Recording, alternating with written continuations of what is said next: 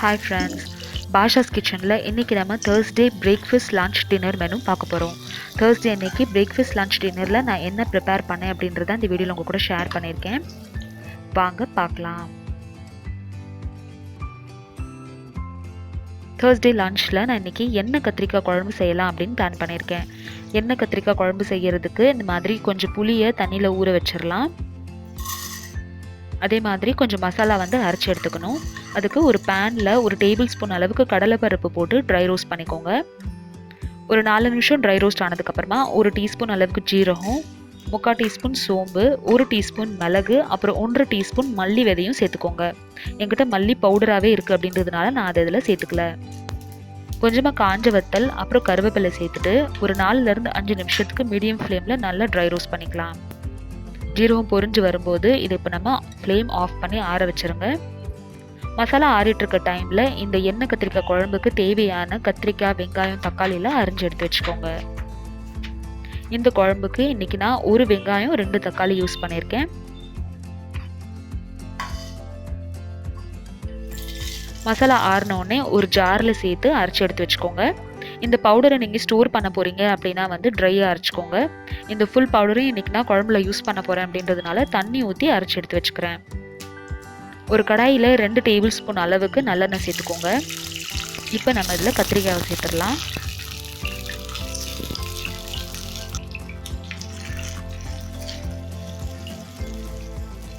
Medium ஃப்ளேமில் இந்த கத்திரிக்காய் எல்லாத்தையும் இதில் நல்லா சாட் பண்ணிக்கோங்க.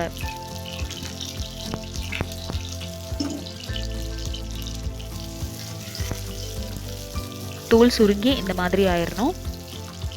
இப்போ இதை நம்ம தனியாக எடுத்து ஒரு பாத்திரத்தில் ட்ரான்ஸ்ஃபர் பண்ணிடலாம்.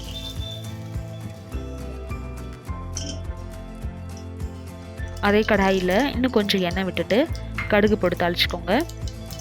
கடுகு பொரிஞ்சதுக்கப்புறமா கொஞ்சமாக வெந்தயம் போட்டுக்கோங்க. ஒரு கொத்து கருவேப்பிலை சேர்த்துட்டு எடுத்து வச்சுருக்க வெங்காயத்தையும் சேர்த்துருங்க.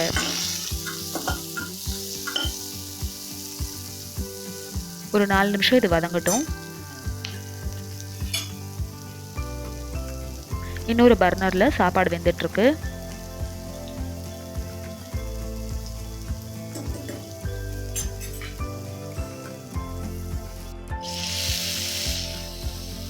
வெங்காயம் இந்த அளவு வதங்கினதுக்கப்புறமா அடுத்தது அதில் தக்காளி சேர்த்துடலாம்.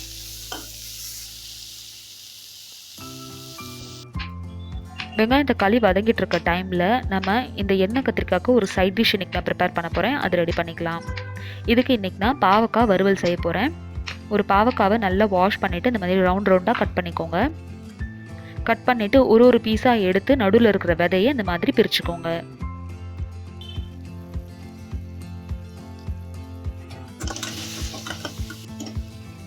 வெங்காயம் தக்காளி நல்லா நம்மளோடது இப்போ வதங்கிருச்சு.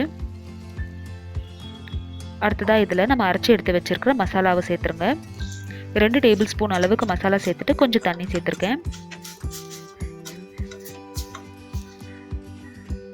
இது ஒரு 5 நிமிஷத்துக்கு கொதிக்க விடுங்க. 1 டீஸ்பூன் அளவுக்கு மஞ்சத்தூள் அப்புறம் தனியாத்தூள் சேர்த்துட்டு எல்லாத்தையும் நல்லா மிக்ஸ் பண்ணிடுங்க. இது ஒரு 5 நிமிஷம் கொதி வரட்டும்.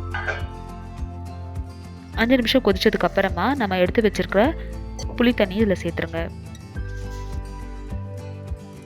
ஃப்ளேம் ஃபுல் பண்ணிவிட்டு தேவையான தண்ணி அப்புறம் உப்பு சேர்த்துட்டு புளியோட பச்சை வாசனை போகிற வரைக்கும் இப்போ இதை நம்ம கொதிக்க விடணும். குழம்பு கொதிச்சுட்டு இருக்க டைமில் நம்ம பாவக்காய் ஃப்ரைக்கு ரெடி பண்ணிடலாம்.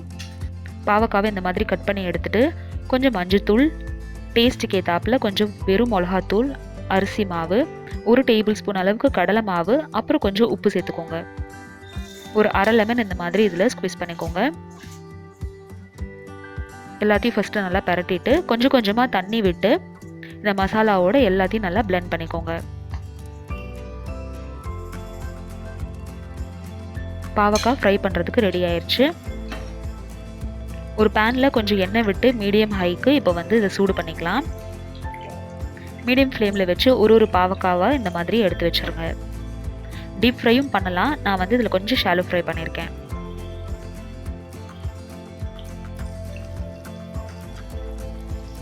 ஒரு பக்கம் வெந்ததுக்கப்புறமா அடுத்த பக்கம் இந்த மாதிரி திருப்பி போட்டுருங்க. ஒரு 5லேருந்து 7 நிமிஷம் ஆகும் ஒரு பக்கம் வேகிறதுக்கு. நல்லா ப்ரௌன் ஆனதுக்கப்புறமா எடுங்க. அப்போ தான் சாப்பிட்றதுக்கு நல்லாயிருக்கும். 2 பக்கமும் நல்லா வெந்ததுக்கப்புறமா இதை இப்போ நம்ம எடுத்து வச்சிடலாம். இதே மாதிரி என்கிட்ட இருக்கிற எல்லா பாவக்காயும் ஃப்ரை பண்ணி எடுத்துக்கிறேன். நீங்கள் பாவக்காய் எப்படி ஃப்ரை பண்ணுவீங்க அப்படின்றது எனக்கு கீழே கமெண்ட் செக்ஷனில் கண்டிப்பாக சொல்லுங்கள். அதுக்குள்ளே நம்மளோட குழம்பு கொதிச்சிருச்சு. எண்ணெய் பிரிஞ்சு நல்லா இந்த மாதிரி வந்துடணும். இந்த ஸ்டேஜில் நம்ம எடுத்து வச்சுருக்க கத்திரிக்காயை உள்ளே சேர்த்துடலாம். கத்திரிக்காயில் கொஞ்சம் மசாலா பிடிக்கணும். அதனால எல்லாத்தையும் மிக்ஸ் பண்ணி மறுபடியும் ஒரு 5 நிமிஷத்துக்கு கொதிக்க விடலாம். ஒரு 5 நிமிஷம் கொதிச்சதுக்கப்புறம் பாருங்கள், நம்மளோட எண்ணெய் கத்திரிக்காய் ரெடி ஆயிடுச்சு. கொத்தமல்லி போட்டு இறக்குனீங்க அப்படின்னா நம்மளோட எண்ணெய் கத்திரிக்காய் தயார். ஃப்ளேமை ஆஃப் பண்ணிடலாம். இதே மாதிரி என்னோட பாவக்காவும் இங்கே கொஞ்சம் ரெடி ஆகிட்டுருக்கு. இன்னும் ஒரு பேட்ச் பாவக்காய் இருக்குது, அதையும் நல்லா வறுத்தெடுத்துக்கலாம்.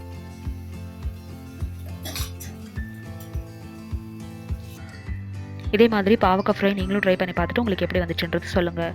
இந்த வீடியோ உங்களுக்கு பிடிச்சிருந்துச்சுன்னா இந்த வீடியோக்கு ஒரு லைக் கொடுங்க. என்னோட சேனலை ஃபர்ஸ்ட் டைம் பார்க்குறீங்கன்னா கண்டிப்பாக சப்ஸ்கிரைப் பண்ணுங்கள்.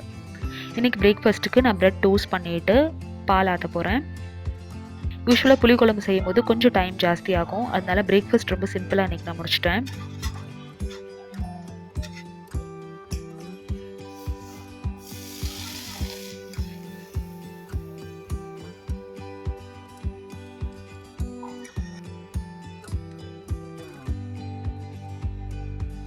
நைட்டே வந்து தயிர் உர வச்சுருந்தேன் அப்படின்றதுனால தயிர் நல்லா வந்து சூப்பராக இப்போ ஆயிடுச்சு. நம்மளோட எண்ணெய் கத்திரிக்காய் குழம்பு பாருங்கள் எவ்வளோ சூப்பராக இருக்குன்னு. இதே மாதிரி கத்திரிக்காய் குழம்பு நீங்களும் செஞ்சு பாருங்கள். அண்ட் உங்களுக்கு எப்படி வந்துச்சு அப்படின்றத எனக்கு கமெண்ட் செக்ஷனில் சொல்லுங்கள். இந்த எண்ணெய் கத்திரிக்காய் குழம்பு ரெசிபி உங்களுக்கு பிடிச்சிருந்துச்சுன்னா இந்த வீடியோக்கு ஒரு லைக் கொடுங்க. என்னோட சேனலை ஃபர்ஸ்ட் டைம் பார்க்குறீங்கன்னா கண்டிப்பாக சப்ஸ்கிரைப் பண்ணுங்கள். இப்போ இதை நம்ம லஞ்ச் பாக்ஸ்க்கு கட்டிடலாம்.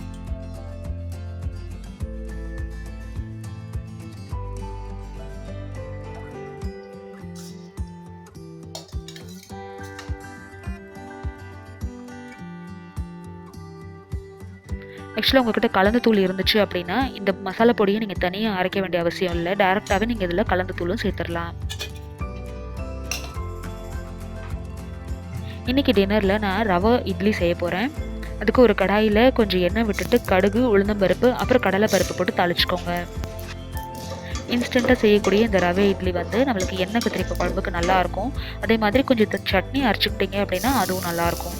கொஞ்சமாக இஞ்சி, பச்சை மிளகா, அப்புறம் கொத்தமல்லி சேர்த்துக்கோங்க. நல்லா இதை வறுத்தெடுத்ததுக்கப்புறமா 2 கப் அளவுக்கு ரவை இதில் நான் சேர்த்துருக்கேன்.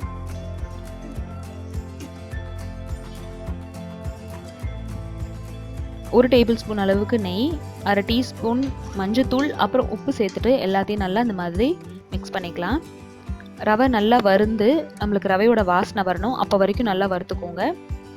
இப்போ ஃப்ளேம் ஆஃப் பண்ணிவிட்டு இதை நல்லா இப்போ ஆற வச்சிடலாம். ஆற வச்சதுக்கப்புறமா இதுக்கு நம்ம இட்லி பேட்டர் ரெடி பண்ணணும். ஒரு 20 நிமிஷத்துக்கு அப்புறமா நம்மளோட ரவை நல்லா ஆறிடுச்சு. இதை இந்த மாதிரி ஒரு பவுலில் ட்ரான்ஸ்ஃபர் பண்ணிடலாம். 1/2 கப் அளவுக்கு தயிர் எடுத்துட்டு நல்லா விஸ்க் பண்ணிக்கோங்க. இப்போ இதை இந்த ரவையில் சேர்த்துருங்க. கொஞ்சம் கொத்தமல்லி, அப்புறம் பச்சை மிளகாய் சேர்த்துக்கலாம். தேவையான அளவு உப்பு சேர்த்துட்டு எல்லாத்தையும் நல்லா மிக்ஸ் பண்ணிக்கோங்க. இப்போ இதை இட்லி மாவு கன்சிஸ்டன்சிக்கு நம்ம கொண்டு வரணும். இதுக்கு மேலே இதில் தயிர் சேர்க்க வேண்டாம். இதுக்கு மேலே வந்து இதில் கொஞ்சம் கொஞ்சமாக தண்ணி விட்டு இதை நல்லா வந்து இட்லி மாவு கன்சிஸ்டன்சிக்கு கொண்டு வந்துடுங்க. ஒரு 1/2 மணி நேரத்துக்கு இதை அப்படியே வச்சிடலாம். 1/2 மணி நேரத்துக்கு அப்புறமா இட்லி தட்டு ரெடி பண்ணிக்கலாம். 1/2 மணி நேரத்துக்கு அப்புறமா நம்மளோட ரவை இந்த மாதிரி நல்லா உப்பி ஊறிடும். இப்போ இன்னும் கொஞ்சம் தண்ணி விட்டுட்டு கொஞ்சம் ஃப்ளோயிங் கன்சிஸ்டன்சியில் இந்த மாவை எடுத்து இட்லி தட்டிலலாம் வச்சிடலாம். நல்லா ரவையை வந்து ஊற வைக்கணும். நல்லா ரவை ஊறி இந்த மாதிரி கொஞ்சம் பெருசாகிடணும். அப்போ தான் இந்த ரவை இட்லி நல்லா நம்மளுக்கு வரும். மாவு மிக்ஸ் பண்ணும்போது கொஞ்சமாக சோடா மாவு இதில் நீங்கள் சேர்த்துக்கோங்க. ஒரு 10லேருந்து 15 நிமிஷத்துக்கு அவிச்சு எடுத்துக்கலாம்.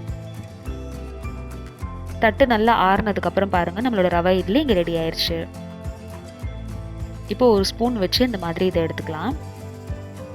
இன்றைக்கி ப்ரிப்பேர் பண்ண பிரேக்ஃபாஸ்ட், லஞ்ச், டின்னர் மெனுவில் உங்களுக்கு எந்த ரெசிபி ரொம்ப பிடிச்சிருந்தது அப்படின்றத எனக்கு கமெண்ட் செக்ஷனில் சொல்லுங்கள். இந்த ரவை இட்லிக்கு தேங்காய் சட்னி இல்லை தக்காளி சட்னியும் ரொம்ப சூப்பராக இருக்கும்.